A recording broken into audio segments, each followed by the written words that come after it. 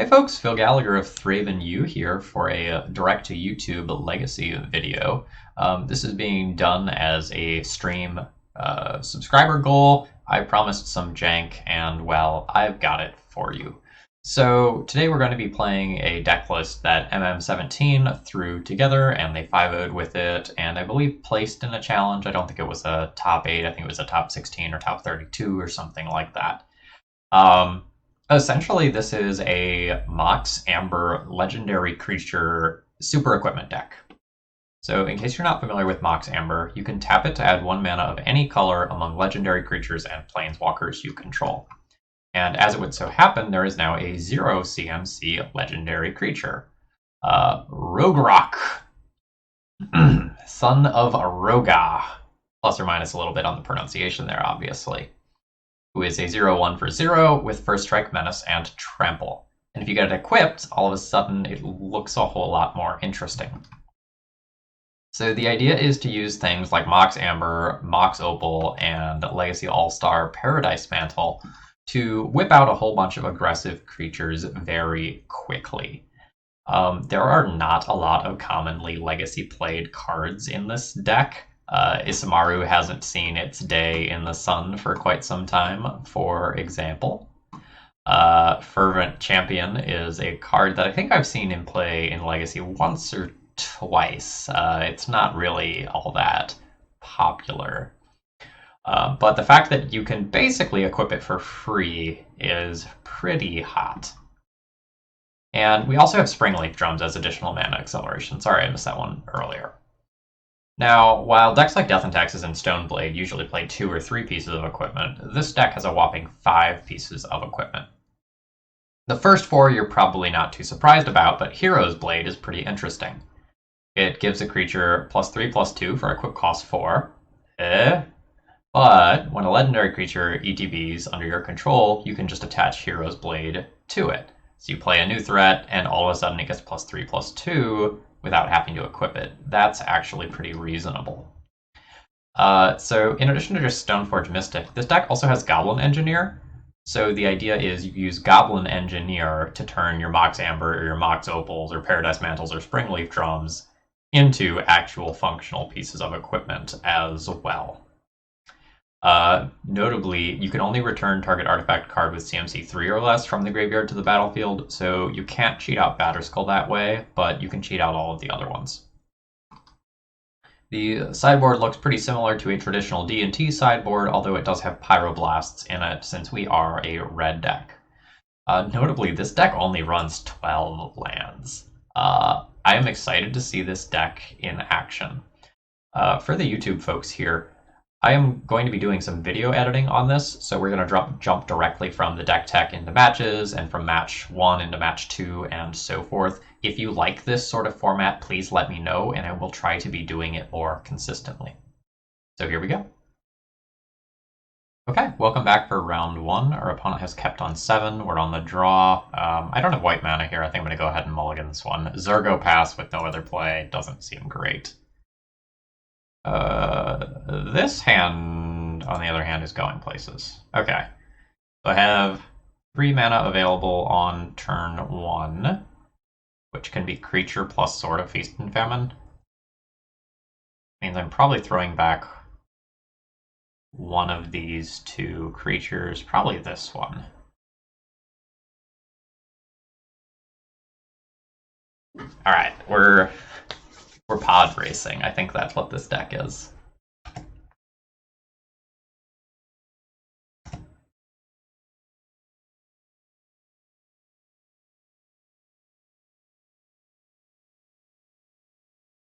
There's probably a correct way to sequence these. I'm not going to think too much about what that way is against just Island.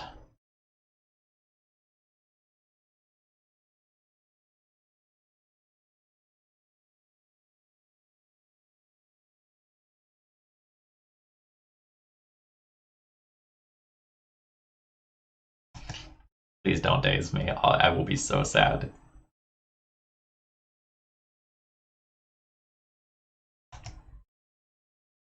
Let's go!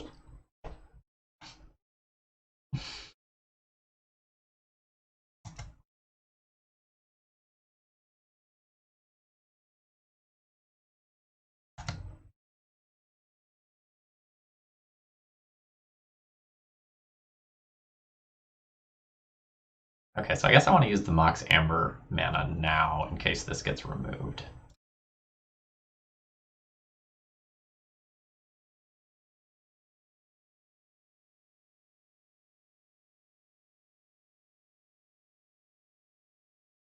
Okay, I guess I attack with this too.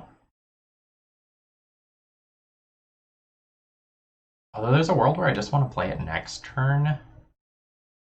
I guess I can play it and equip it next turn just as easily. Alright, let's just send in now.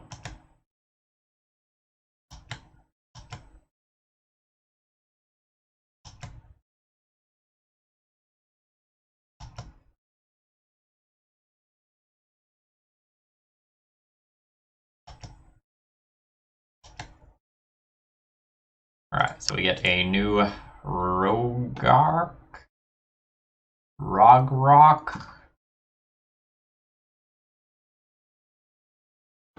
It's 3 less to activate, so should I just equip it now? Maybe I should have just played this pre-combat.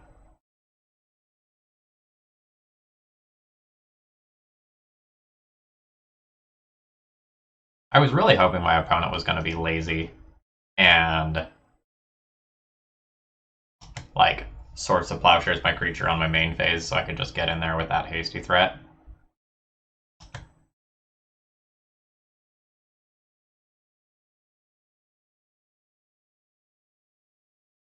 Okay, so we're maybe playing against Aspervile.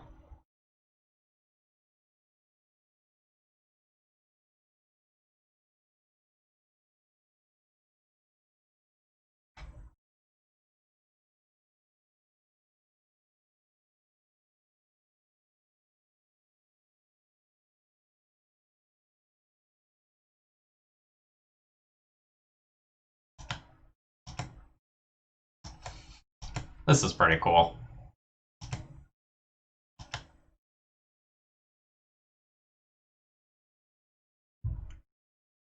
You know, mentally in my head, I imagined myself having more mana, but I do actually only have 2 lands at the end of the day. It's my 3rd one of those. I don't need a 3rd one of those.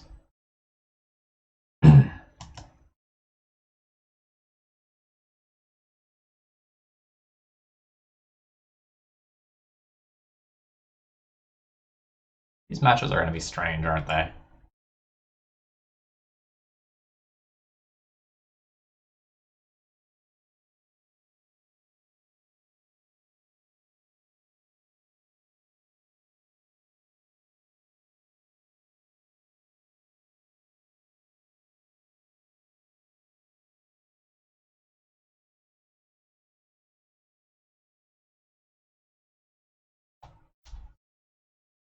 I am not going to be surprised if it takes our opponents a little while to kind of figure out what to do against our deck, because I'm going to assume that literally none of our opponents will have played against this deck before. I could be wrong, but we're doing some pretty fringe stuff here. I believe that the person who put together the deck also was like not super on board with how the deck had played out. They had some success with it, but it was kind of like, this isn't quite there yet. That was the impression that I got from Twitter.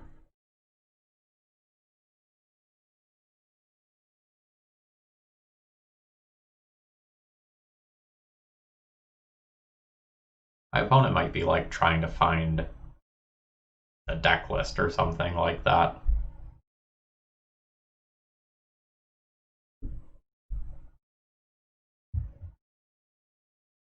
I do not know.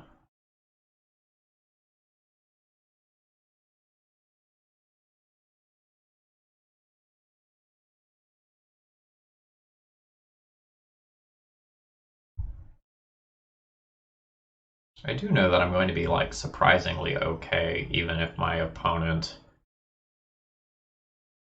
ends up like answering a whole bunch of my creatures. If this gets killed, I equip these here. And if that gets killed, I play this. The Hero's Blade gets equipped for free, then I equip Feast and Famine again. So as long as I can prevent my opponent from getting a real engine going, I think I probably win this one.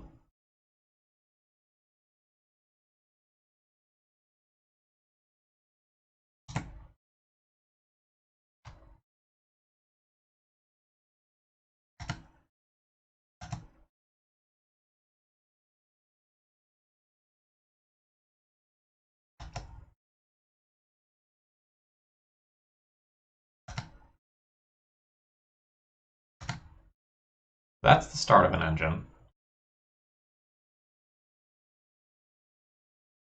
What's the creature type on this? Kobold Warrior.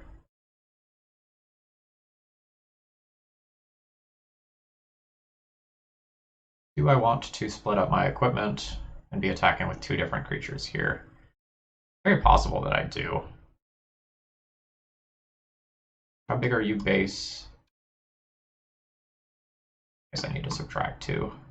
So you're going to be a 4/3 first striker. I move Sword of Feast and Famine over here.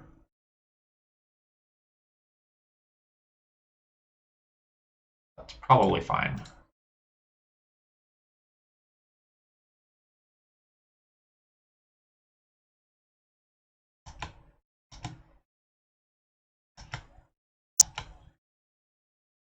I am the beat down here, so I want to try to make sure I push as much damage as possible.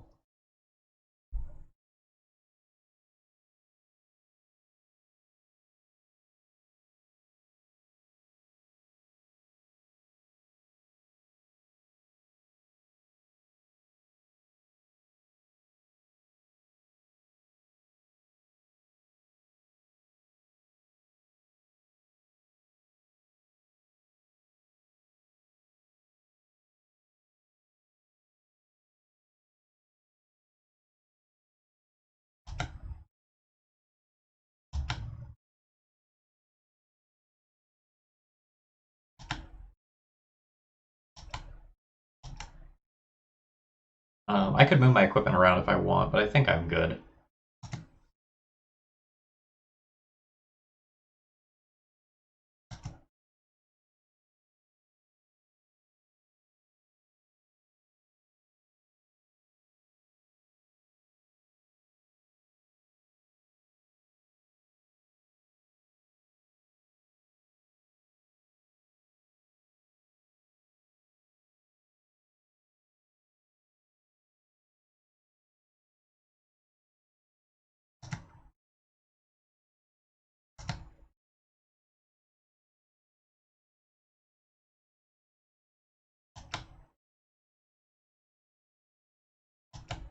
Okay, this can be quite good. My opponent gets Recruiter of the Guard, Soul Herder going.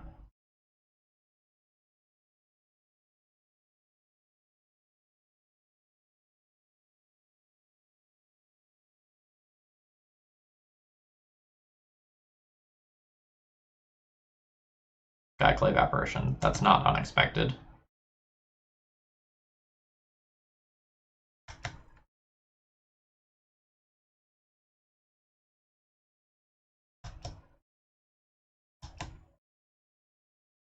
I need a playable card, really. Like, I can't just sit here with this sort of stuff and expect to keep up with Esper Vile's card advantage. I'm looking to kill them.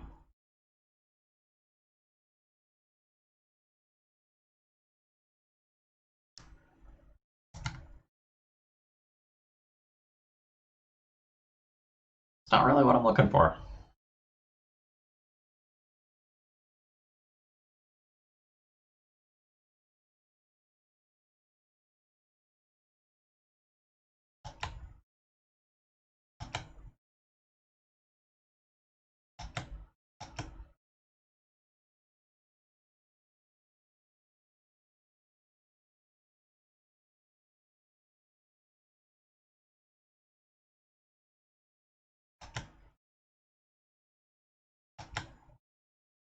I really just needed anything here that I could attempt to go wide of my opponent. My board hasn't really gotten much better since turn 1 of this game.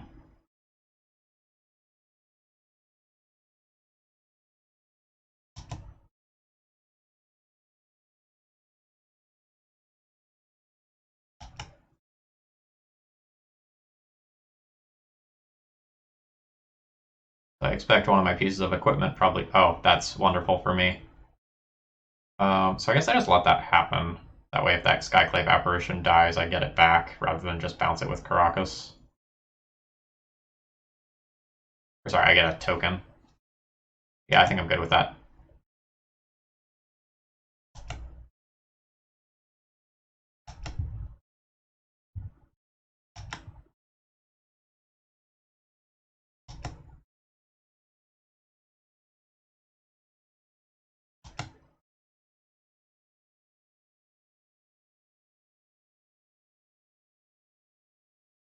think I need to draw another creature here. Or I'm close to dead. Not literally dead, but... Oh no, it's CMC 0! Don't get a token.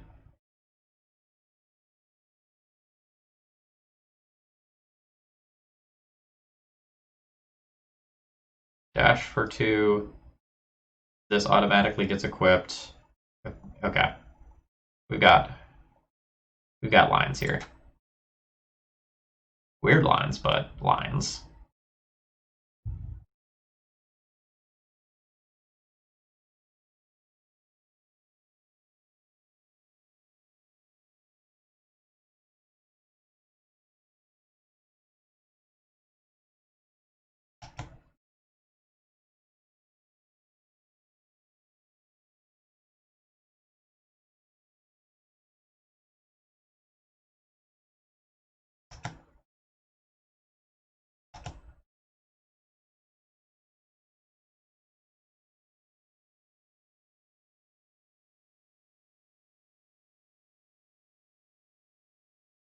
I really hope I don't have to win this match by timeout. I'm just going to throw that out there now.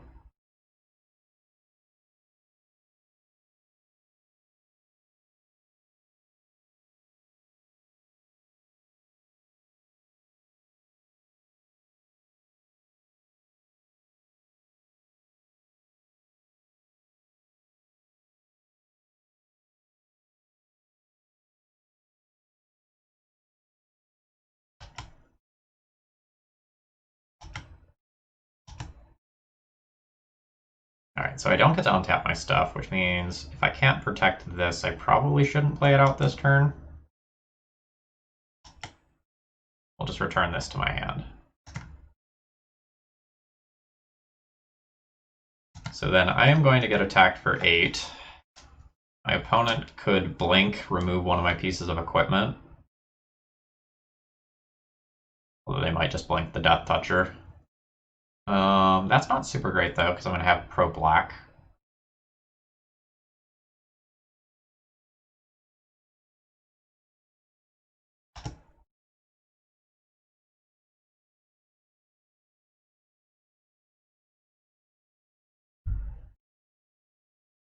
So if one of my pieces of equipment goes here, then I can no longer just dash and attack through the Soul Herder.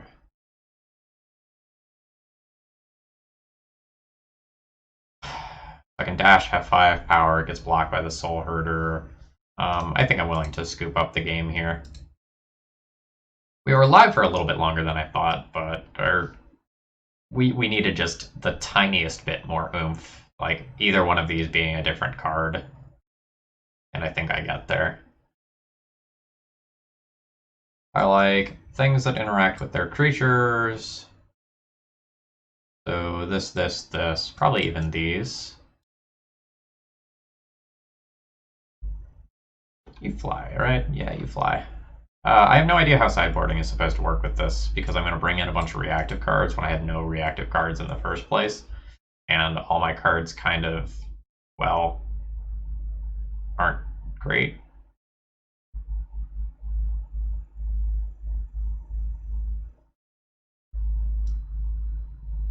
Thalia has first strike, but otherwise seems pretty mediocre.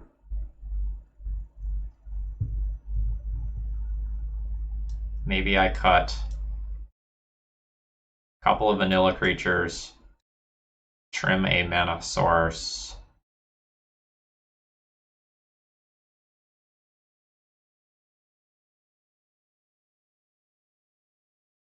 and do a little trimming, something like this. I don't know.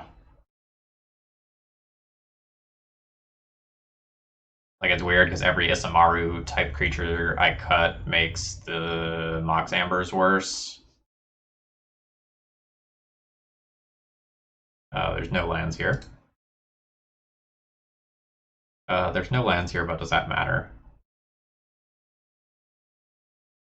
Mox Opal, Mox Amber, don't have a 0 drop to put in, can't top Opal, can't put this into play. Yeah, this has to be a mulligan too. That's unfortunate.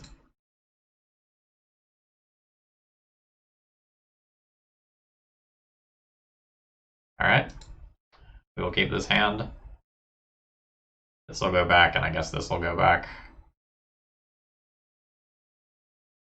This is like very obviously not what we're looking for from this deck. And I expect to lose this match in short order.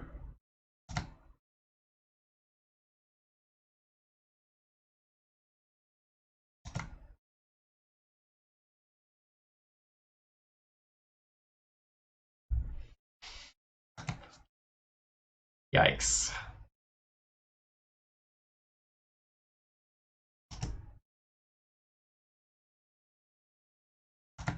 Alright, at least they didn't have Vile.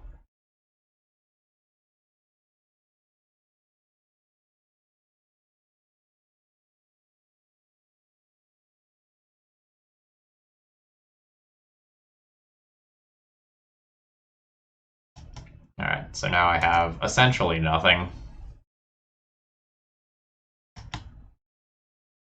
That can spin on a dime. Any one creature will be very good. But if I whiff for 2 turns, I probably can never come back from that.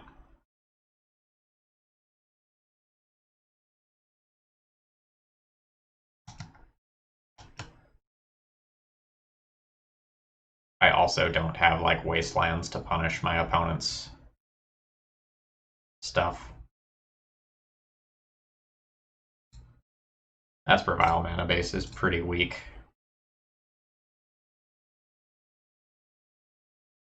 And decks like Death and Taxes or Delver have the opportunity to punish them, and then they stumble on that. But if our opponent is familiar with the list, then they know that I don't have wastelands. No room there for them, so womp womp, basically. Their mana's free.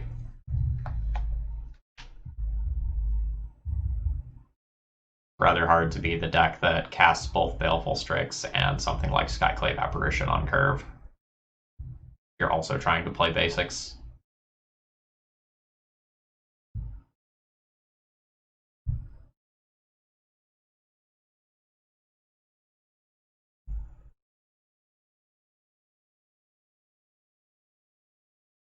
Alright, Human's a fair name.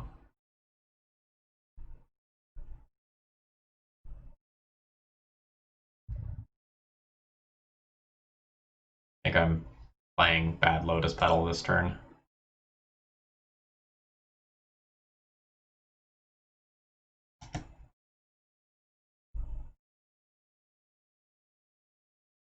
So we'll use this.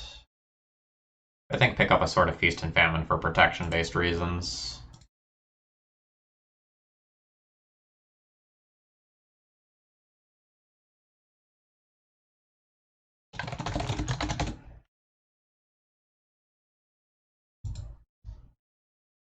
This deck is really more of a triggered ability deck than an activated ability deck. I kept the Phyrexian Revoker because shutting off an early Vial is so good, but in the mid game here, Revoker is not really great.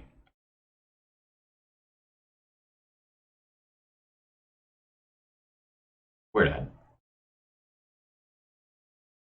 I lose Goblin Engineer here. I don't have the right colors of protection for the Revoker. My opponent gets a card to turn. I already mulled to 5.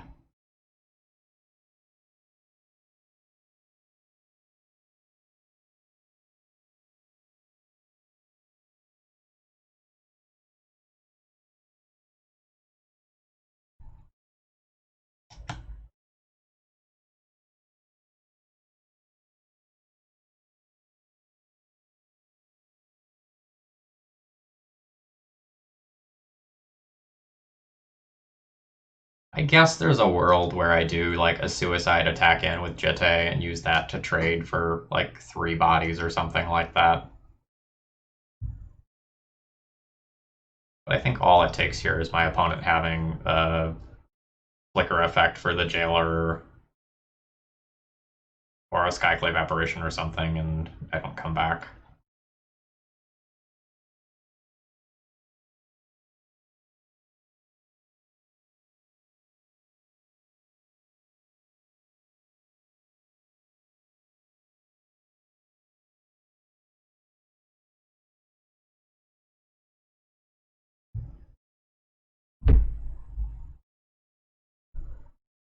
Oh, great. So if opponent's passing with that much mana up, I'm probably looking at a Venser from my opponent.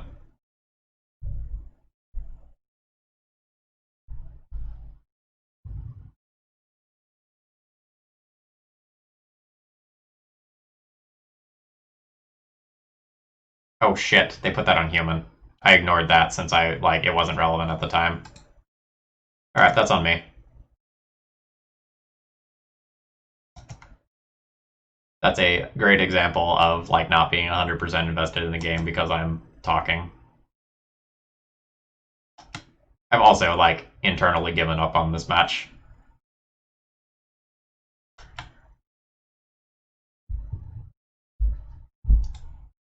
We can stop there. I don't think I'm going to come back from this at this point. Okay. Welcome back for round 2. I've kept my hand and we're on the play. I think I get to do something pretty explosive and cool here.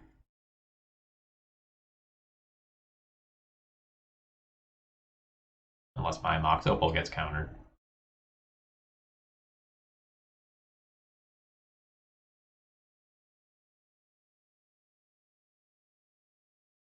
We're going. This is pod racing right here. Oh shit, that's not a legendary creature! No, why aren't you a legend? I know who you are, you have a name, it's Javier. I guess I could have tapped Mox Opal for white and then played Stoneforge on 1. Okay, I already messed up.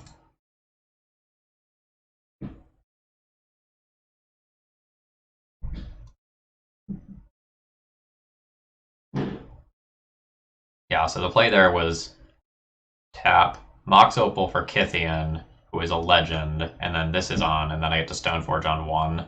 Then turn 2, I play Fervent Champion for 1, and Stoneforge in. Oh no.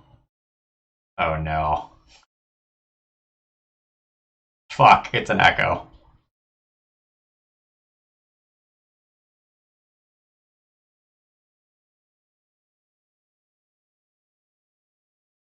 Okay, there's a lot of new information here. I have so many things.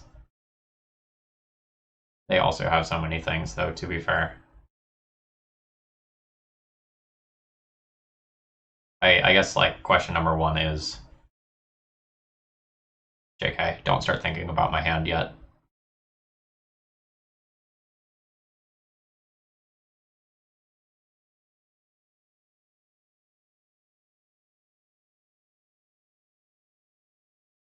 I guess I can get Jitte counters and kill that Emery this turn. That's gotta be good. 2, play Jitte, equip Jitte. Battle.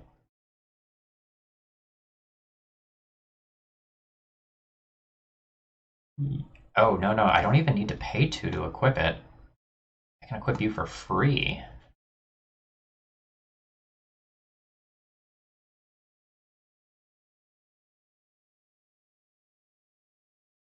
Okay.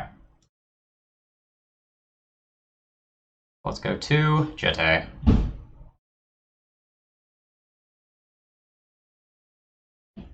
Jitte, equip.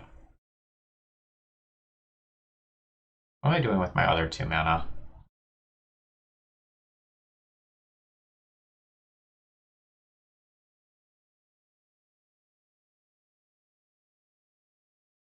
I can play Hero's Blade, then play Rograkh and equip it for free.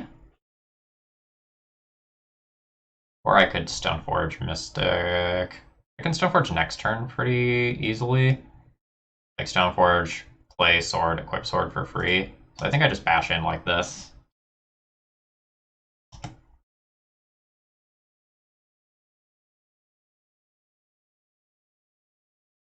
So the attack in with both is perfectly fine because my Jitte creature has first strike.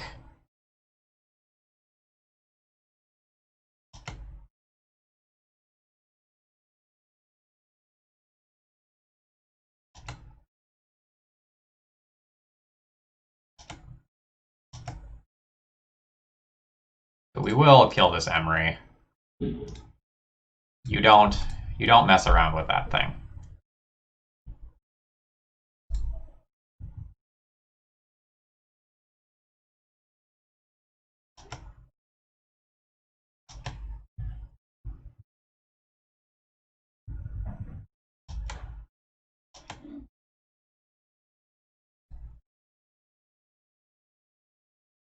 All right, so let's just double check the wording. Yeah, okay.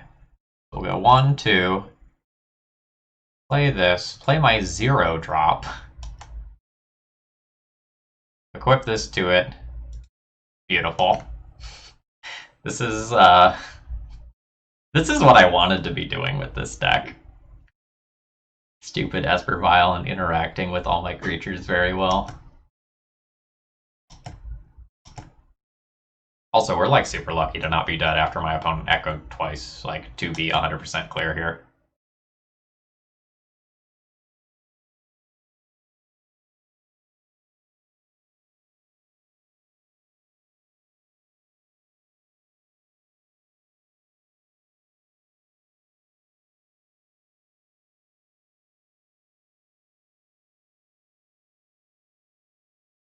All right, we're just going to drag this card over to the side. You're not a real card right now.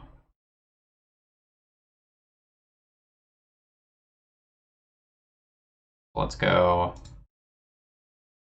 1, 2, Stoneforge Mystic.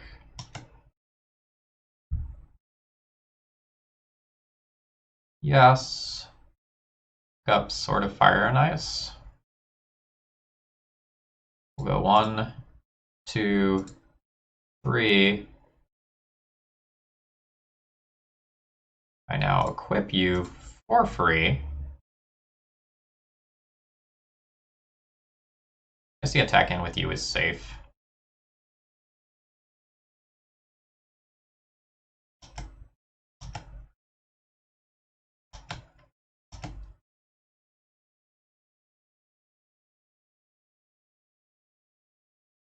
So we let first strike damage happen.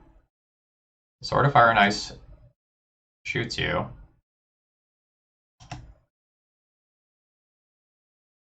Now we use 1 Jitte counter to kill Emery instead of 2.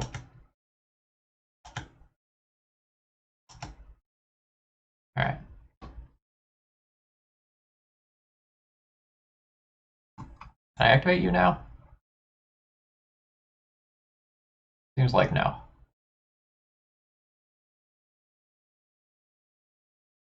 Alright. Oh, no, hold on. It's the wrong phase. Yeah, okay. I thought I was supposed to be able to activate you. I don't know that I need to make anyone indestructible, but let's not be wrong. And there is the Chalice in 1, so I can't actually play this. Let's call it a turn there.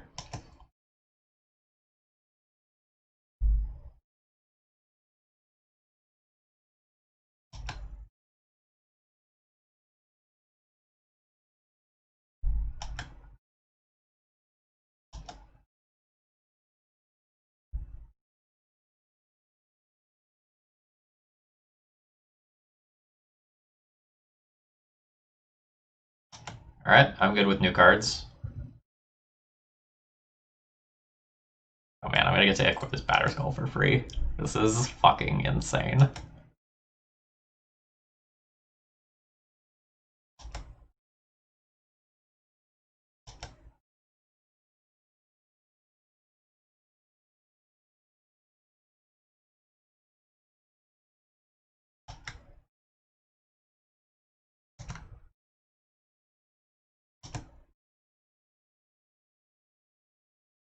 Alright, let's add you to the side of don't matter.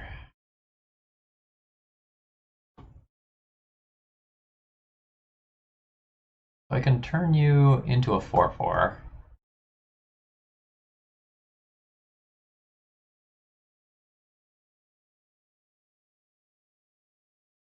I also could just like move lethal damage onto this thing. Oh yeah, okay. So because of Menace, I just move my pieces of equipment here and then my opponent dies, right? So I pay 4 to equip these. This is +2/+2, so that's 5. This is 6, 7. Okay, yeah, I just have lethal because of Menace plus protection from blue.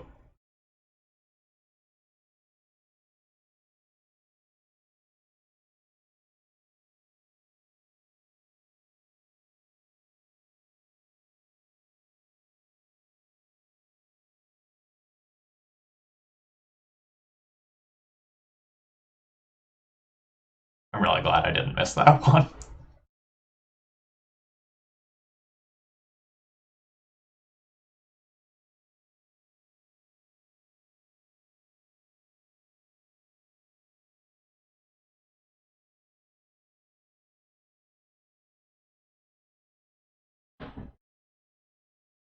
Alright. I also could have given it +2/+2, but I already have lethal.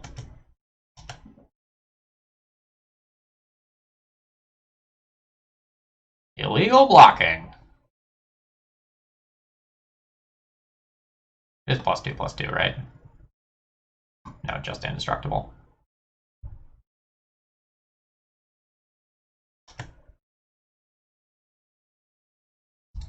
Murder!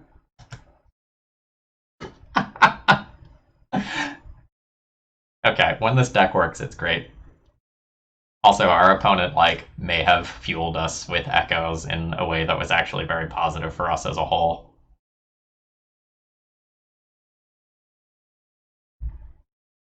Alright, what do I have here? Fire Blast is probably okay. Skyclave Apparition is probably good enough. Path to Exile is probably important for constructs, but this might be over sideboarding.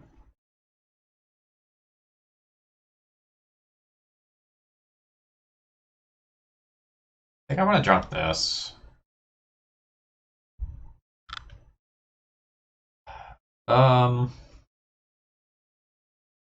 This is like so many cards.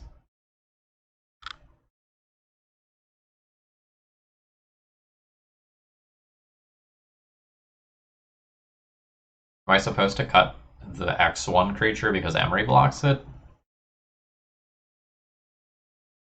I don't know.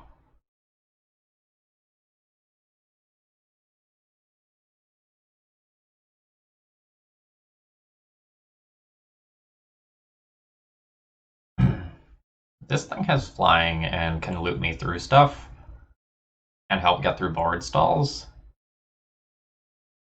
So this is worth something? Question mark. Okay, yeah, I have no idea how to sideboard with this deck.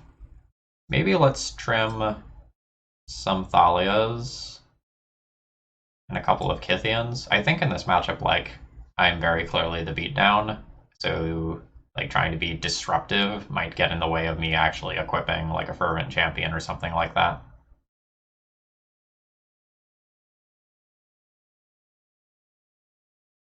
And I don't know. I don't know. Maybe this is better. Like looting through redundant copies of legendary creatures is totally reasonable.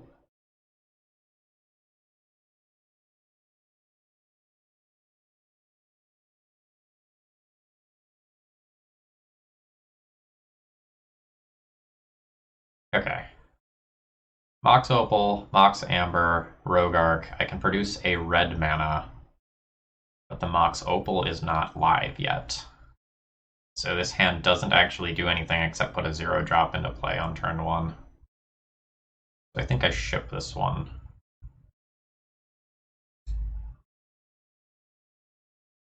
Okay. That is also bad. This hand I throw back on Mox Opal. And then I have 1 white mana to cast Path to Exile. I think this one goes back too.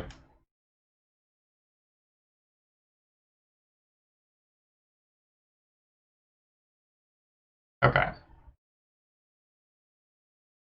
This hand is going to be a keep. I have to figure out which of these 5 cards I'm actually keeping.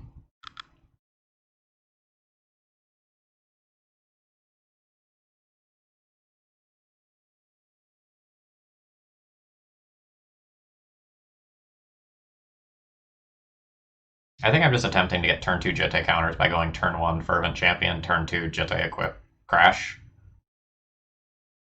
So in that world, I'm throwing back some of this stuff. All of it is a little awkward.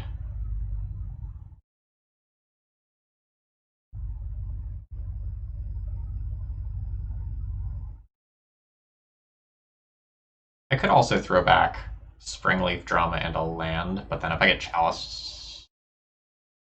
Okay, I guess because of Chalice and 1, I toss this back. And I could keep this and pitch a land, but I think the land's good. I don't know. I am not confident about my mull to 5 with this strange aggro deck. Oh, please no. Be gentle.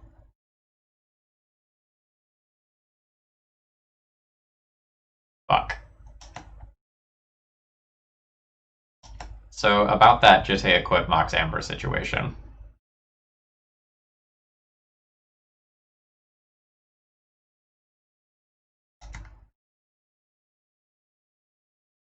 Dead? Attack Karn for 1. Liquid Metal Coating blows up my land. I can't Jitte on 2. It feels pretty close to dead.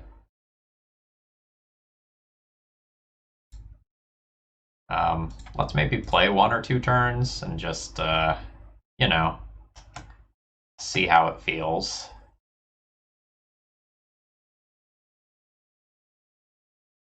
But I think we just got hit by the nuts. Oh, that's so much mana. I might literally just die next turn to Lattice if they can produce another blocker.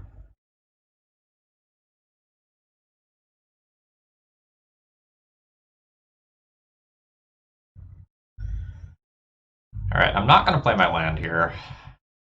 I'm going to attack Karn.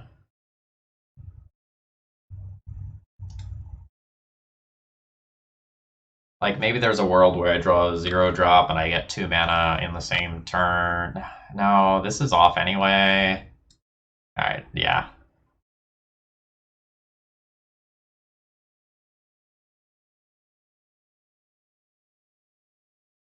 As soon as my opponent has a body in play and they can block this Fervent Champion, I think the game ends.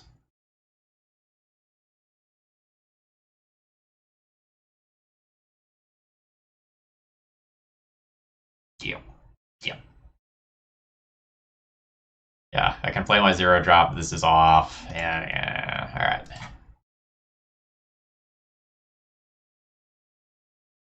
This time I'm on the play, though. That'll show him.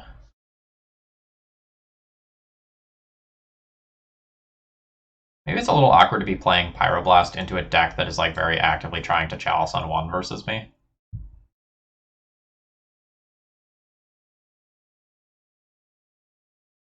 Eh. The thought has been recorded, but answering an Urza on the stack or stopping half of the whole Reacher Echo combo is pretty great.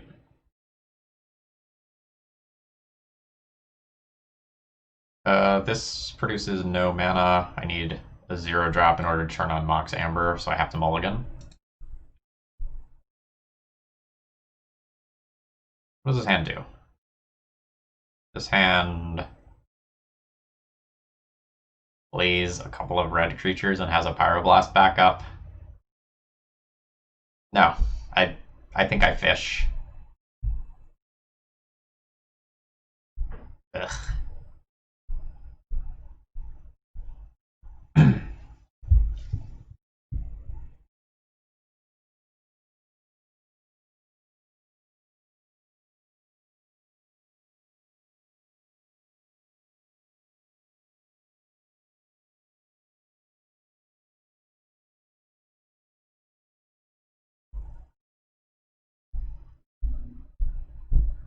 Ugh.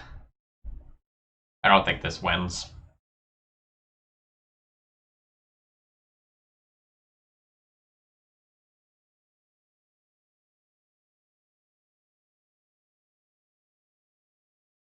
So if I was keeping this hand, it'd probably look something like pitch these two, and then I play like a weak-ish turn 2 card followed by a weak-ish turn 3 card.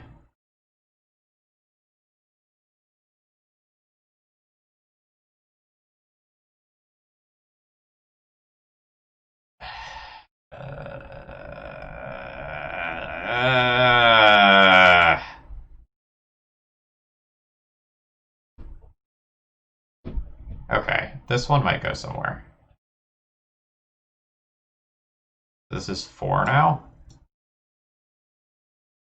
So I keep, like, land, amber, Zergo, engineer.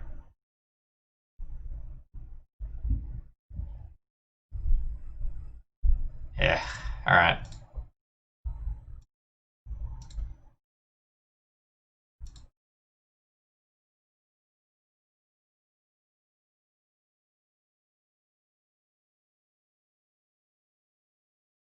This is not what I'm looking to do. It looks like this deck mulligans really poorly. Oh geez, just ballistas in the graveyard. Okay, cool.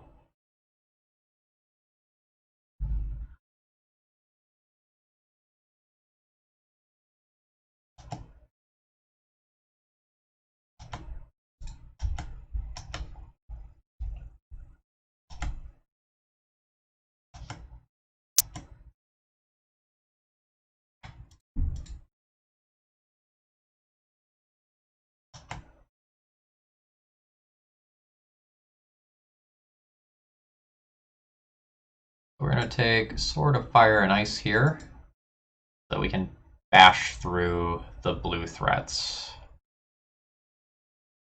Is it 1 to return? It's 1 to return. So I can junk my Mox Amber next turn in order to get that out there.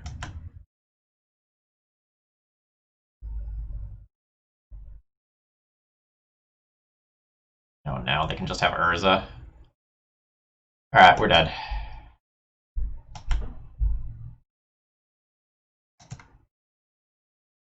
I'll try to pretend otherwise for a turn or two, but I'm not going to beat that.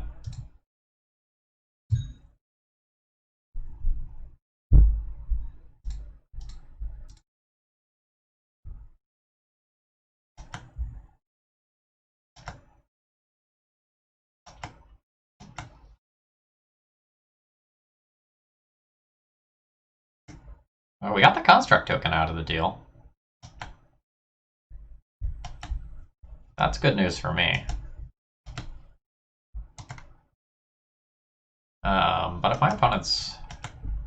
Maybe my position is slightly better than I gave it credit for. Those would be famous last words, followed by like, haha, I'll read your echo.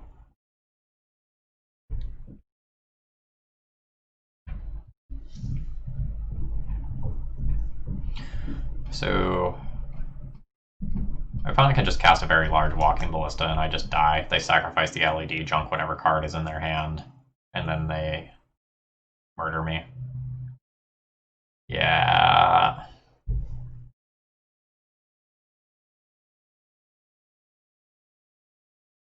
What is this, 5?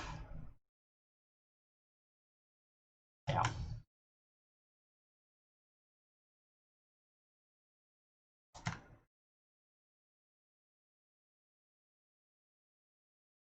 I think we're going to end up taking a draw step and then conceding. Yeah. Yeah. I don't even know what I'm looking for here.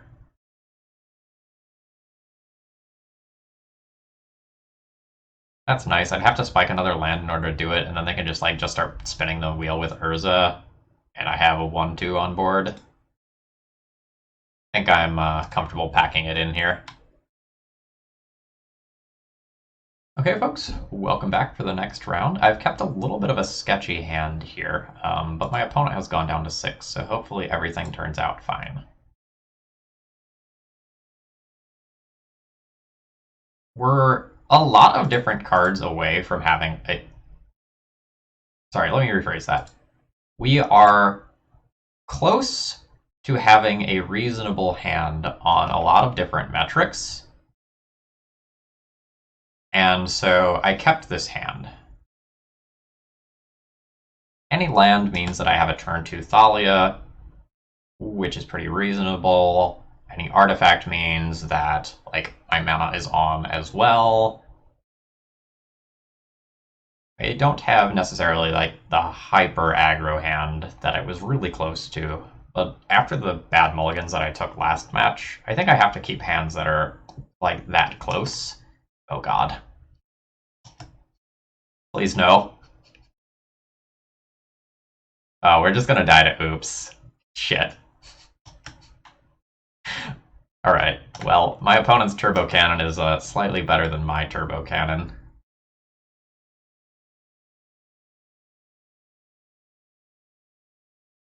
Alright.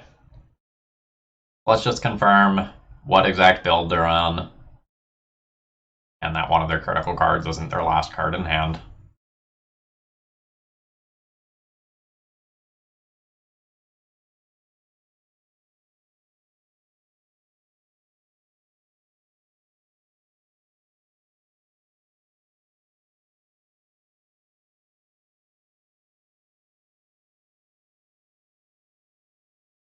Okay, where is their Dread Return? There is their Dread Return.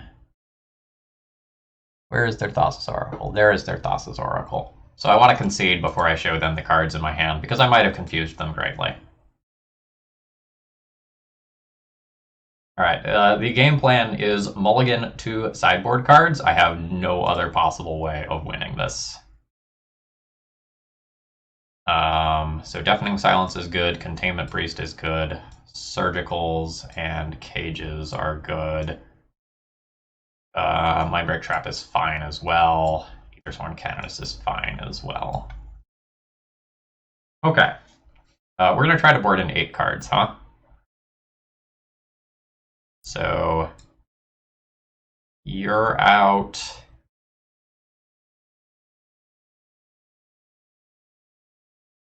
You're out. Like, the equipment package is important. I need to have some aggro-based draws.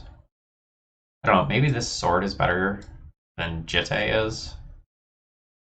Like, I'll keep these aggro things.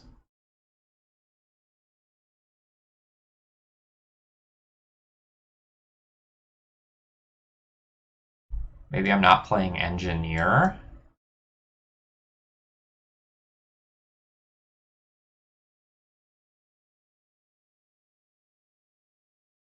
I wonder if Stoneforge is better than Engineer. Like, that's an actual question. Because I have so many, like, crappy artifacts that I can sacrifice, and this actually costs 1 less to activate. It might be that Engineer is actually better than Stoneforge Mystic. Despite not being card advantage.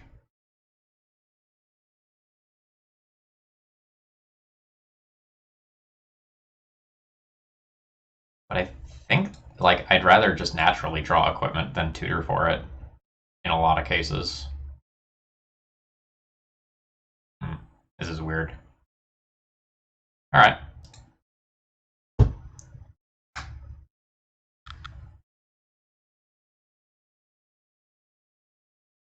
See if we can spike sideboard cards while also, like, putting at least a threat into play. 2 games in a row. This'll work.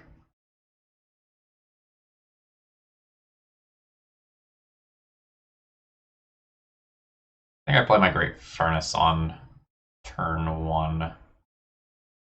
You're not a legend. I think I play the Great Furnace on turn 1 for, like, Metalcraft-based reasons.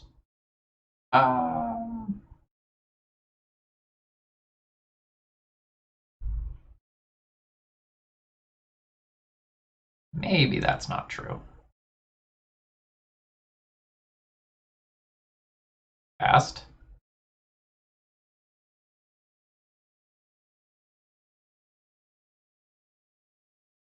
My legendary creature is Grafdigger's Cage. Good luck.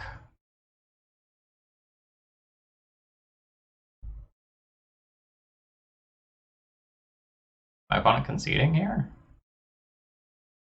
It's a long pause. Oh, no, sorry. My moto was just lagging for a second there. I thought they were just going to pack it into Grafdigger's Cage because they didn't have an out to it.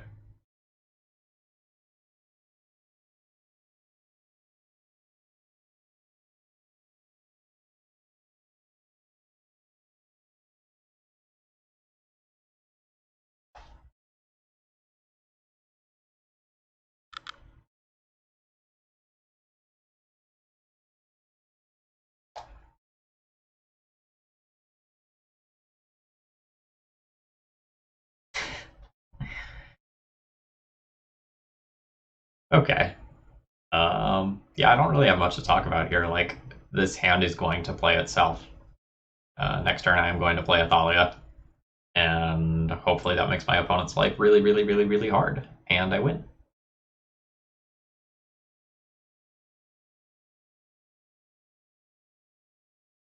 Yikes.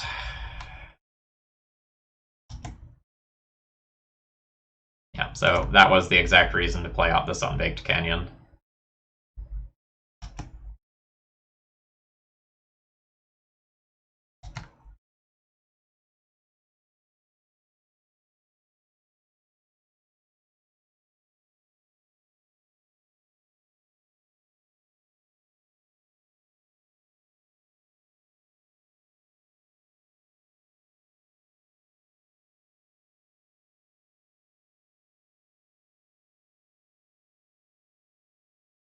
Still not a legendary creature, but I can equip you. And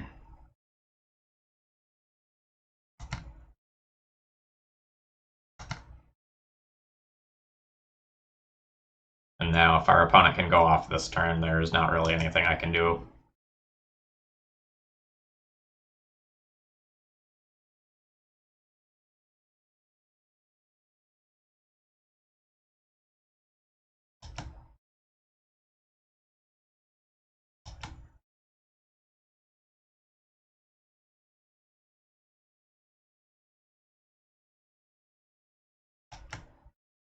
All right. Great game of Magic. We'll do the quick check to confirm that the cards that my opponent needs to win are in this pile. I see Dread Return, I see all the Narcomoebas, I see Thassa's Oracle. Alright, I am indeed dead, and I will go ahead and pack it up. That is unfortunate. Alright, welcome back for the next round here. So I have a really mediocre looking aggro hand that I could decide to keep. But I don't really see like 2-1 into 2-1 or 2-1 into Jitte closing out a lot of games in the dark. So I think I'm just going to ship this one.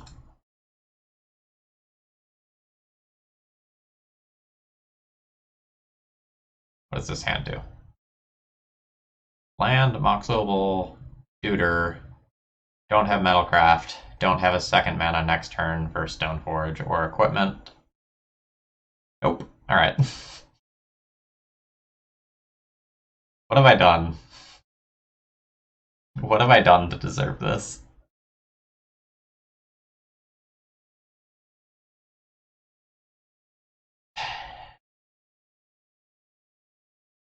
Alright. Our 4-card hand is honestly very easily the best hand that we've seen so far. This one gets to go 1-drop into 2-drop and has some amount of disruption.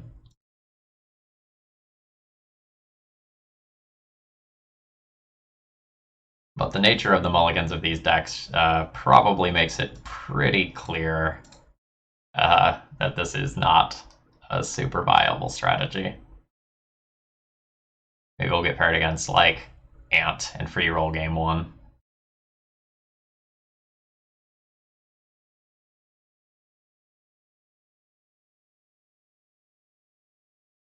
I mean, there's a definite chance here. My opponent loses that City of Traders next turn. And I have 4 power in play plus something disruptive. Yeah, there's a chance that I mize this one.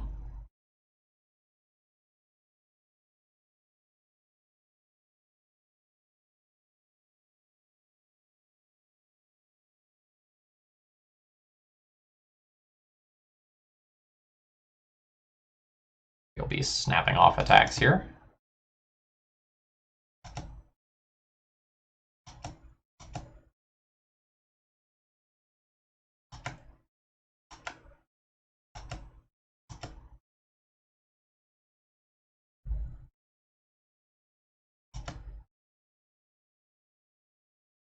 Put Sword of Fire and Ice in the graveyard. Mostly for the protection. I am aware of Hull Breacher, like, I know what's going on there, but forcing damage through and ending the game is probably the most important thing that could potentially happen right now. Did we just win on a mold of 4? I think we just won on a mold of 4. Alright, so what did we do before? Like, Pyroblasts in these things, and I think I brought in the Path Exiles before. I'm a little less sure about that now. Like, every card that I take away from the engine just makes me more and more awkward. I do kind of need to remove the bigger creature that my opponent can have in the construct specifically, and shutting off an Emery engine or a Hull Breacher combo is really good. So I don't know.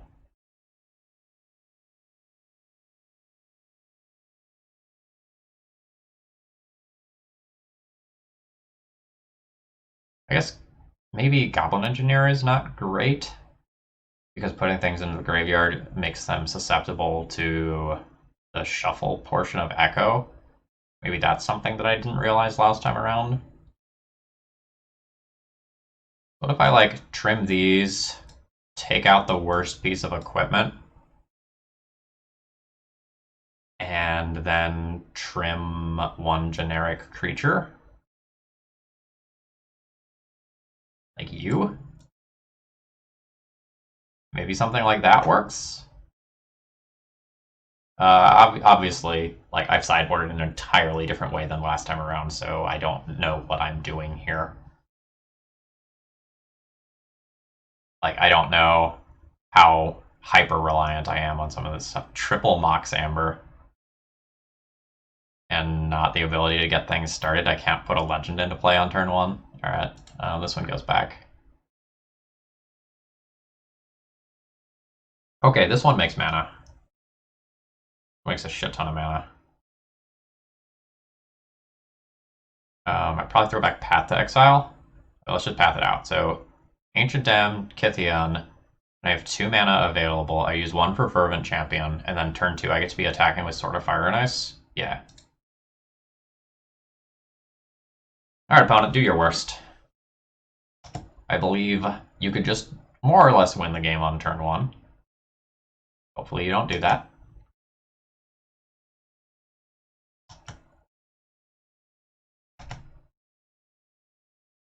Okay, there's just a Mox Opal in the yard. That's not so bad.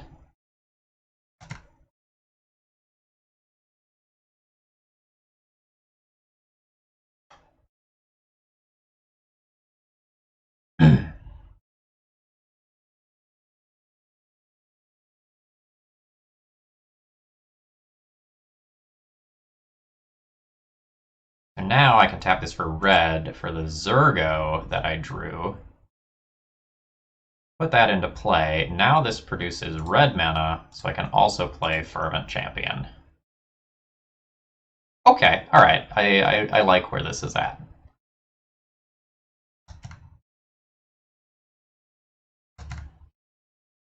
Soul Land. Some 0-cost artifact. Mox Opal comes back. 3rd copy of Karn. Ruin you. Beep boop, beep boop. Hull Breacher plus Echo is also, like, brutal. Oh, don't do it. I have a family. And their name is Sword of Fire and Ice. Fuck.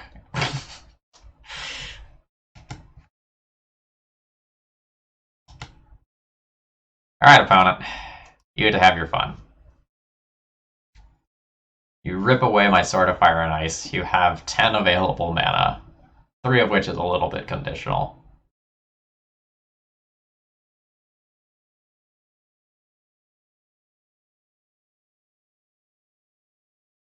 I will just scoop to an Urza.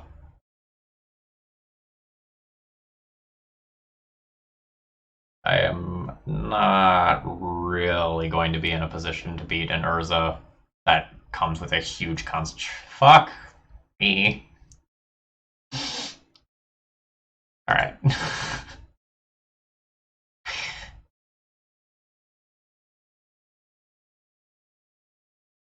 This Urza Echo deck seems obnoxious if you're playing a bad deck.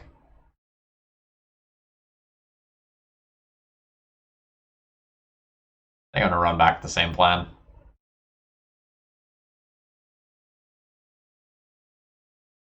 I could treat this a little more like a combo matchup and like do Deafening Silence plus Thalia as well.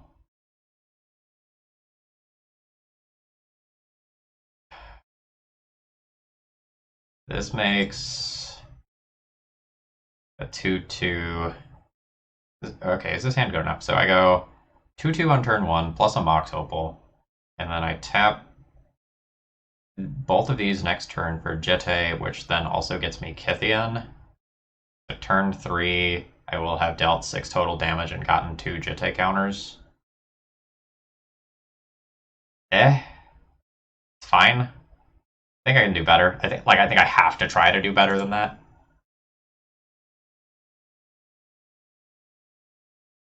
This is worse than last hand.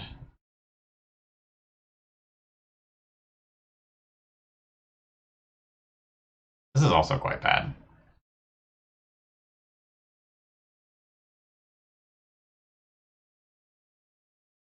So this is 5. So that would be something like this.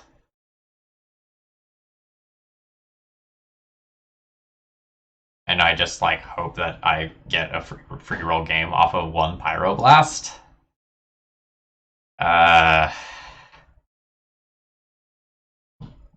Uh-oh. Basically, uh-oh.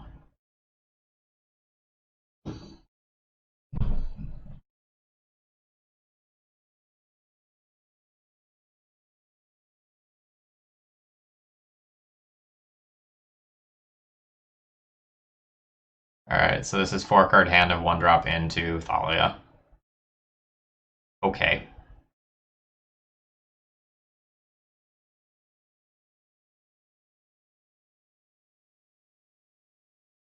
This is obviously not what I want.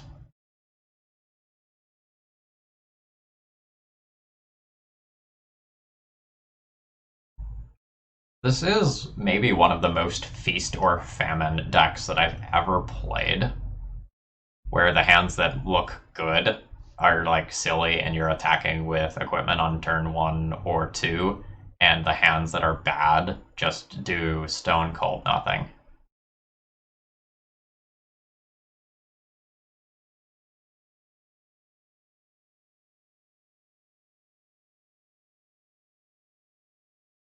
You can like fairly echo. I'm so good with an echo to reload my hand.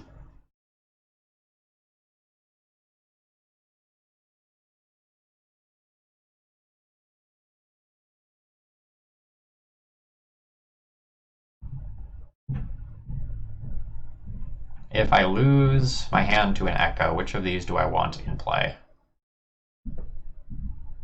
Probably the Caracas. 2 legendary creatures as of right now.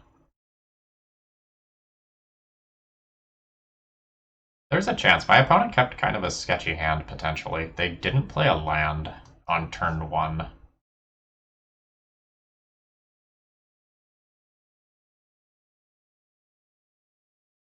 Oh, there's an echo. How do I feel about that?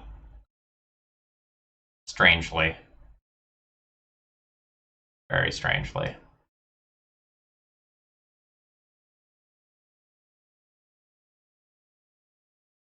They can roll the dice on it. A good number of my cards are shut off by this Chalice of the Void. Alright, they're not willing to roll the dice.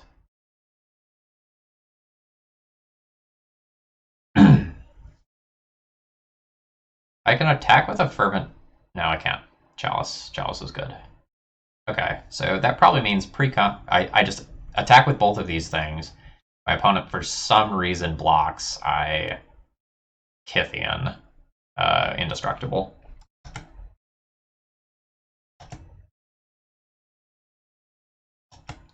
I don't foresee them doing that. I think their plan is double crack LEDs, replay an LED, and then try to echo.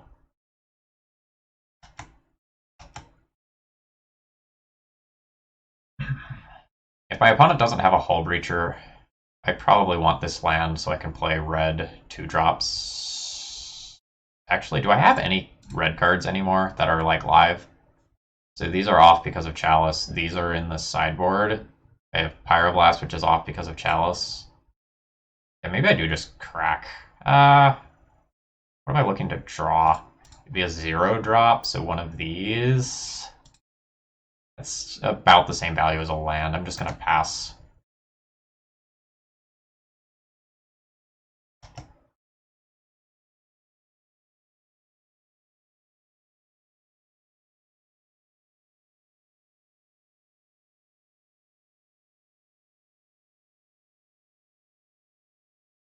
Against this deck, I'm just under so much theoretical pressure from the combo and Karn and Urza, and all of those things are just better than what I'm doing. Oh shit. I should have just bounced the Emery on my turn. I'm an idiot.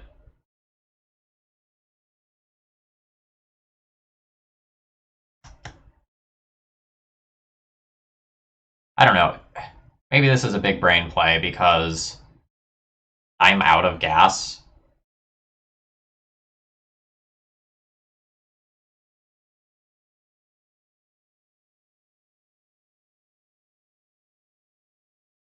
So now I can Caracas bounce, get rid of this Emery. Now, I mean, they didn't have the additional land. Yeah, okay, I just messed up.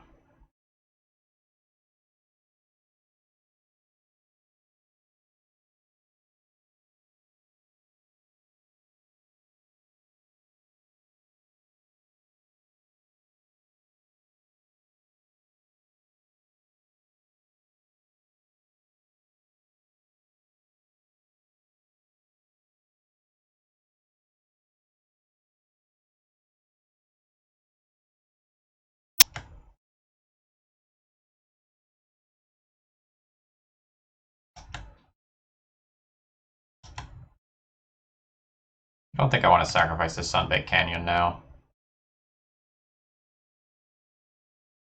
Alright, let's drag this over here to the pile of things that I don't care about.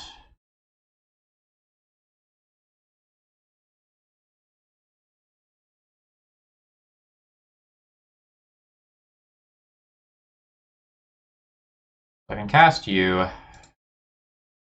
cast you, cast you.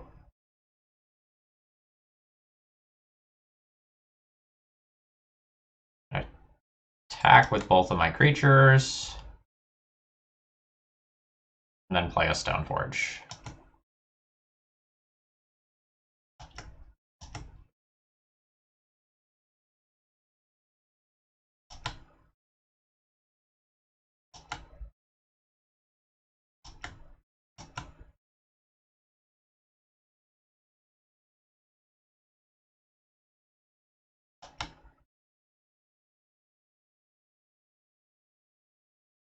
I want to get the thing that allows me to push damage next turn, which is indeed Sword of Fire and Ice.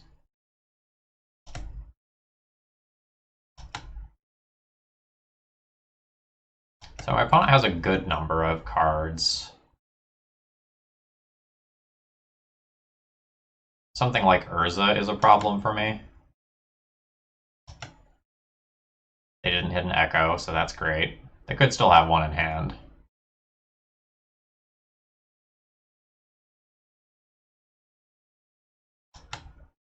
They're digging for that echo. Now they hit 2 of them.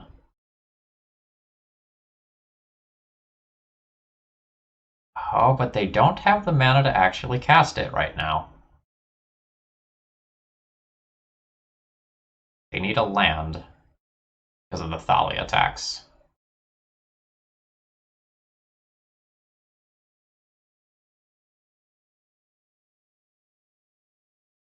That is awkward. Okay, I made what should have been a fatal error there in not bouncing that Emery.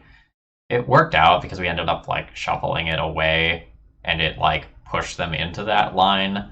But I don't know that that was the line. I think I just should have bounced it and tried to just keep on my aggressive nature.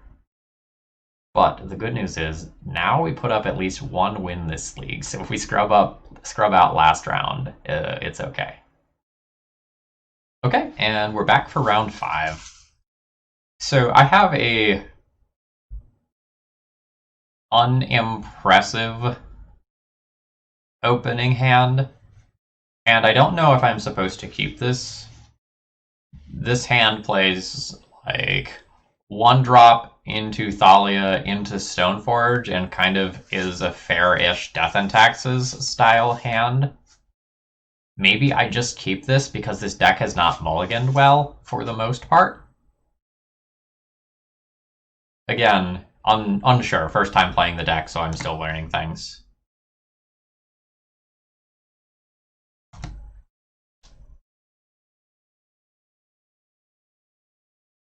I need this white source long term, and I don't think I want to take damage on turn 1 if I don't have to. So let's throw down Great Furnace to Zurgo.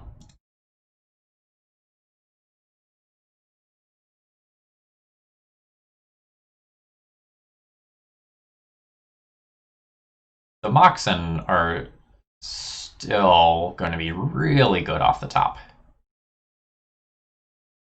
Alright, my opponent is committing to just a turn 2 upkeep Brainstorm to flip the Delver and try to get me dead as quickly as possible. I think that's totally reasonable when you're playing against something that is potentially going to be weird. My opponent led on Zurgo Great Furnace. I might be a little concerned as well. This does tell me, though, that they... Shit. That they don't have something like a Dreadhorde Arcanist that they want to play on turn 2, because I would value that over just about anything else. This Opal's not great. I'll cast it.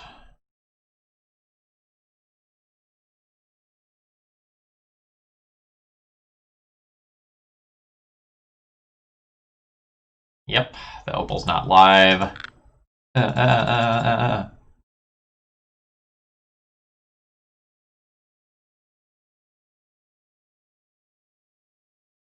think I'm going to be dead to another Wasteland. I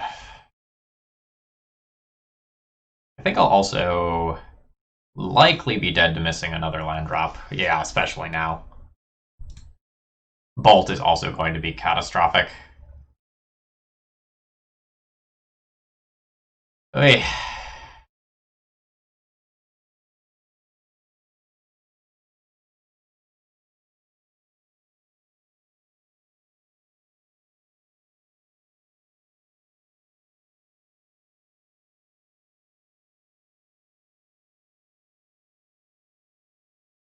So now my opponent needs to find some way to answer this theoretical Stoneforge is going to come down, and... No, the Stoneforge doesn't even matter. I'm just dead next turn.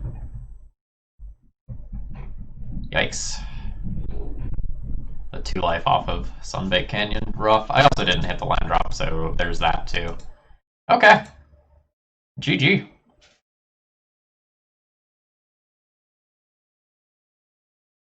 Let's try again. I like Path to Exile and Skyclaves. Pyroblast is borderline. I could play it, I could not play it. Like, it answers a creature but I don't know how many reactive cards I can actually play, and Pyroblast isn't necessarily going to hit every threat.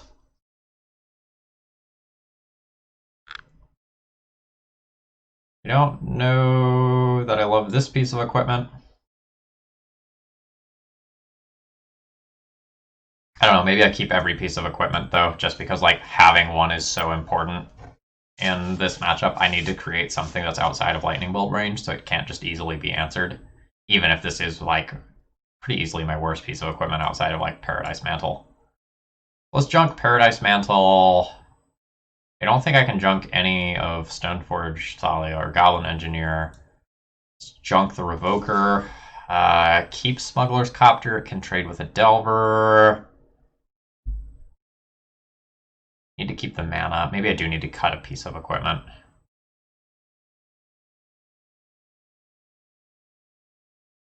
Am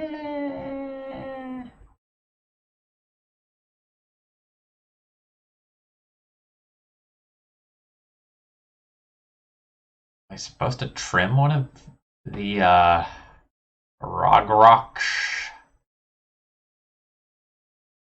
Rograkh? I don't know. It's so important to making the Mox Amber stuff work, and if equipment is the plan, it's a zero cost thing. But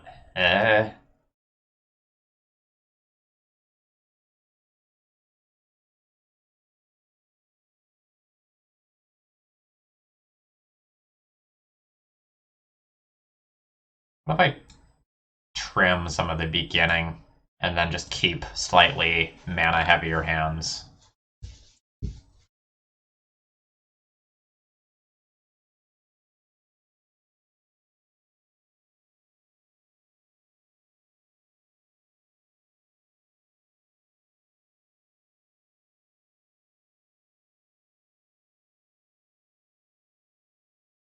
I don't have my second mana for Stoneforge or Thalia.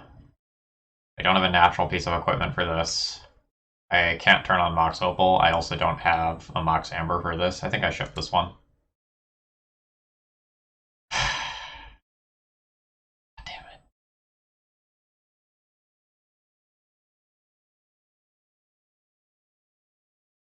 Alright. Mox Amber, Rograkh, Ancient Den, Stoneforge Mystic on turn 1. I only get 4 of these. So if Stoneforge gets forced, get wrecked. Oh, my opponent has also mulliganed to 5. That's cool. So you're telling me there's a chance. Oh shit, hold on, I get 5 of these. That means I can keep one piece of equipment. That's good. So I don't want this. I guess I throw back this, assuming I'll draw another mana source at some point. Opponent has mulligan to 4?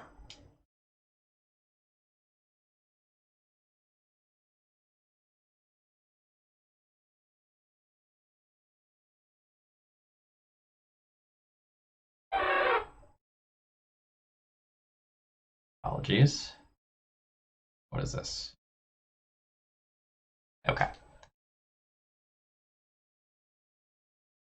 Something that I need to take care of after this game, but it can wait.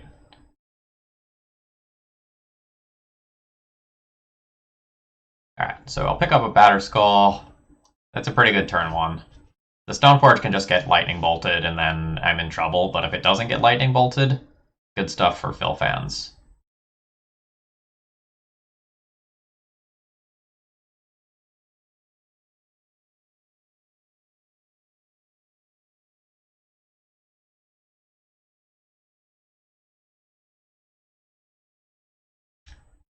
I'm not going to put it in now.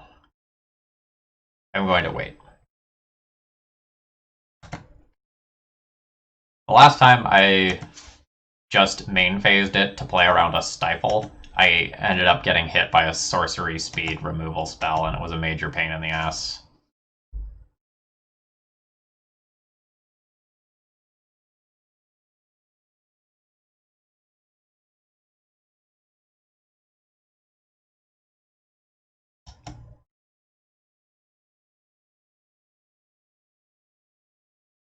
Dreadhorde Arcanist, that's fine.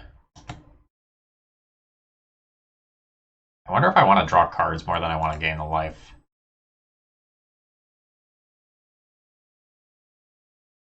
Nah. Putting this in play is important. It also, like, potentially brick walls this thing from attacking immediately. Kind of big game.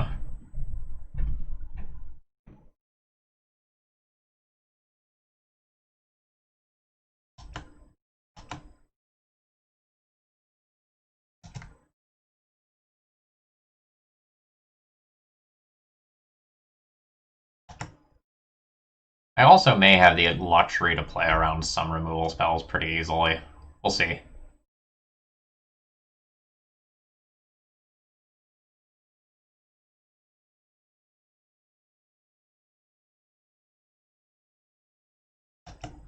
Ponder's fine.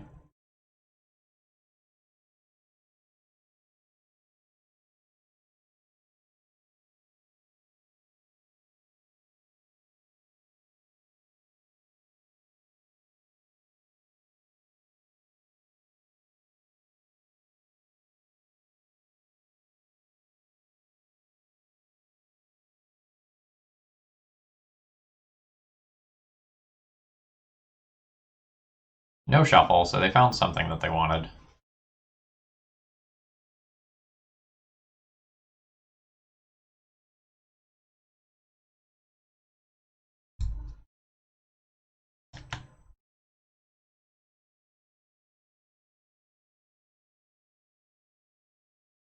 I think I need to just drop this here so it doesn't cost me a life.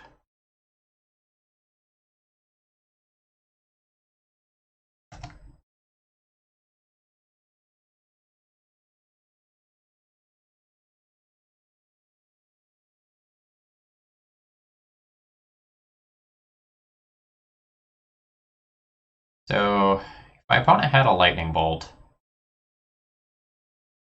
would they have used it? They could have bolted this, attacked in, bolted that, and that would have been safe. I want to go ahead and do this here. A Vapor Snag sort of card would get me. But otherwise the upside is just huge.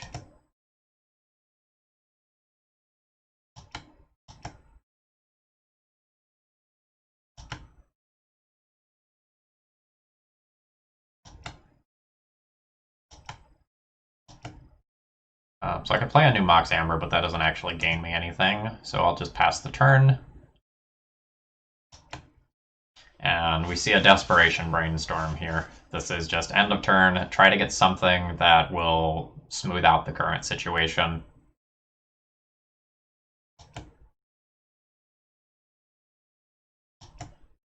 Because the Batterskull represents death next turn. An Oko would be pretty good. Tarmogoyf would be big-ish. Alright, a Braid Batterskull is pretty good.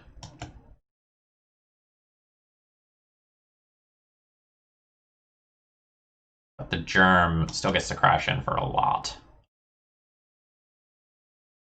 So the Germ still hits for 4.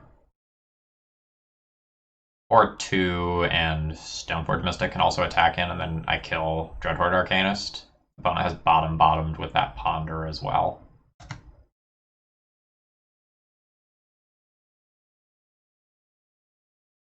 Oh wow. Opponent is willing to throw away the Dreadhorde Arcanist body and take 1 more damage next turn in order to fish.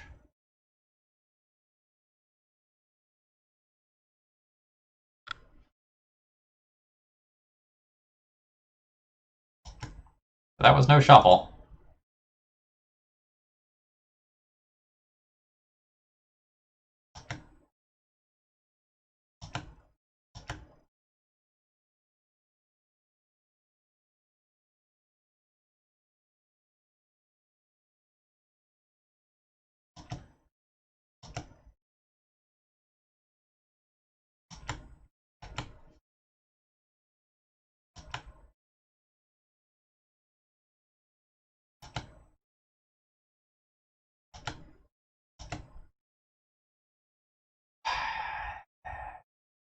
Play Kythian, play Numox Amber, play Thalia.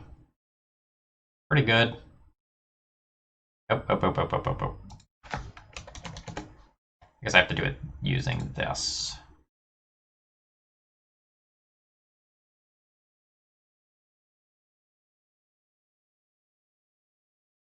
Go white. Oh, oh, okay, they're done with me. My opponent mulliganed even deeper than I did, so that's okay. On the draw, I am considering Pyroblast a little more strongly.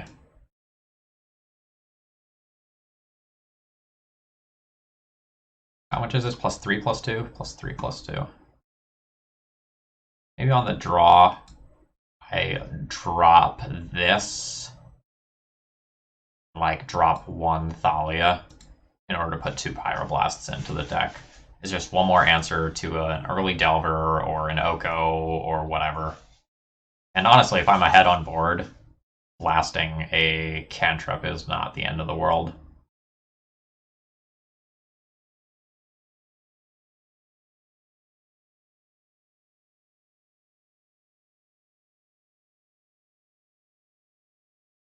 Short on Metalcraft here, and don't know that this hand is actually all that good. That aside, I'm going to mulligan this. Okay, land, Deuter, Great Furnace, Springleaf Drum, Deuter, turn 2 be able to make a reasonable play. I guess I have to keep this and toss back one of these. This hand does not look good. This hand is going to eat it to a number of different things, but I think this is where I'm at.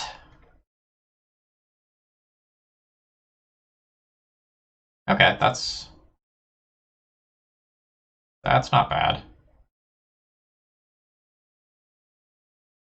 And now I can go land, Springleaf Drum, Rograkh. Pronounce that a different way every time that I've cast it.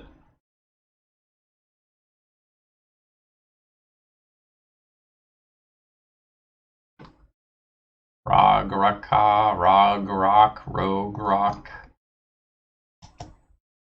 Man, again with the aggressive brainstorms.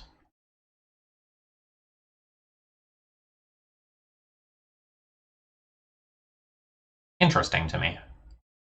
I don't mean bad, I mean legitimately interesting. This time it's on 7. It's not a weak hand or anything.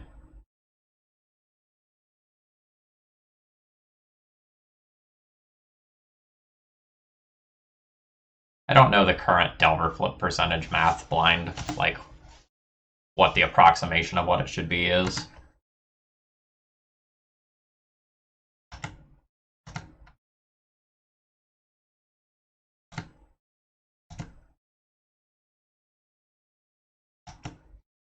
Is it just another Delver? If so, that's super bad for me. It is.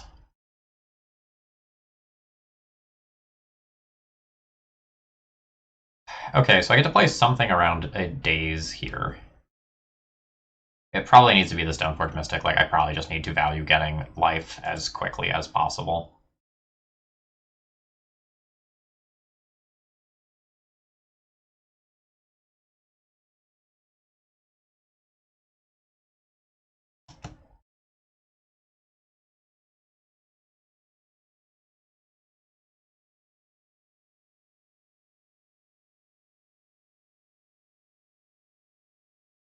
What piece of equipment to get here is like super interesting. If I get Batterskull and my opponent bolts this Stoneforge, I'm in horrendous shape.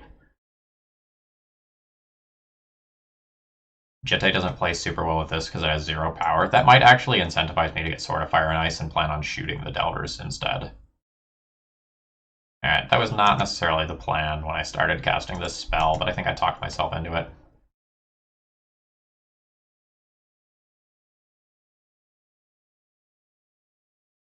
Delver blind flipping here would be rough. They shuffled after the brainstorm, so whatever it is, it's live for me. This long of a pause, though, seems to indicate that they have another brainstorm and they're thinking about running back to the same line again.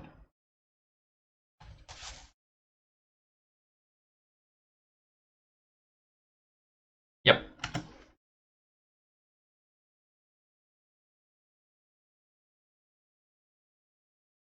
The line that I took really requires me to rip any mana source off the top of my deck, by the way. So I have three mana showing, and the mana source off the top of my deck would be the fourth.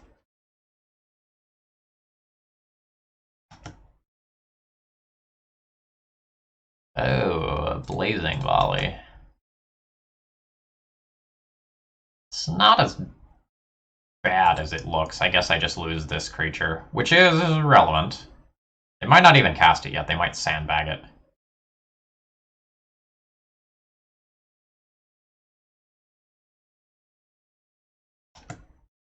I might cast it if I were them, though.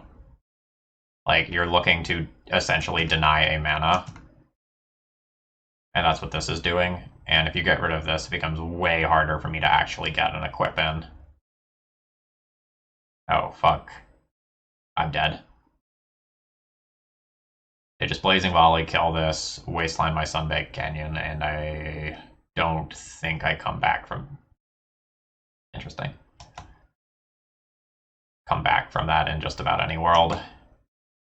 I mean, I can understand wanting to leave this card.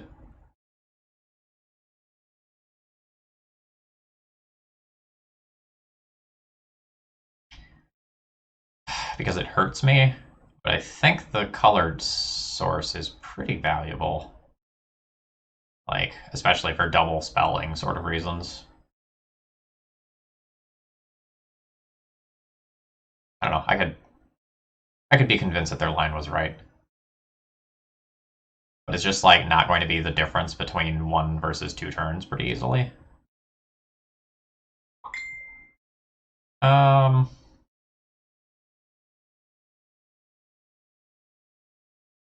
Guess I'm just passing. I use Springleaf Drum, Zurgo for 1 mana, this for the other mana, put in Sword, try to equip Sword, get there.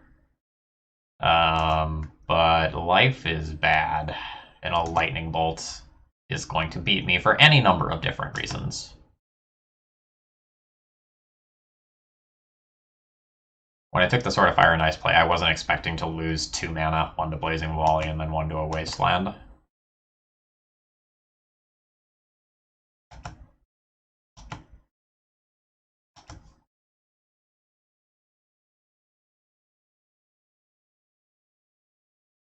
Oh, God. Alright.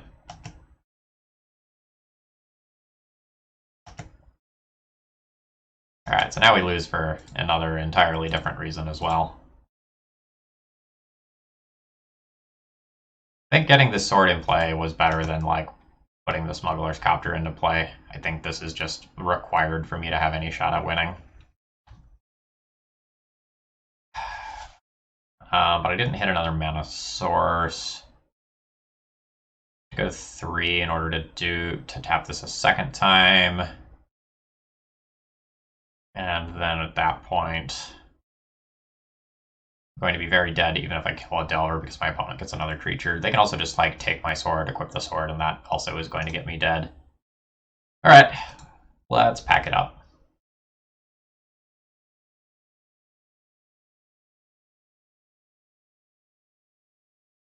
Alright, we went 1-4 this league, which is not common for me. Let's get the full sideboard on here. Get over here. Get over here. Alright. And I guess let's get you on screen too. Okay. So, this deck was really just not good.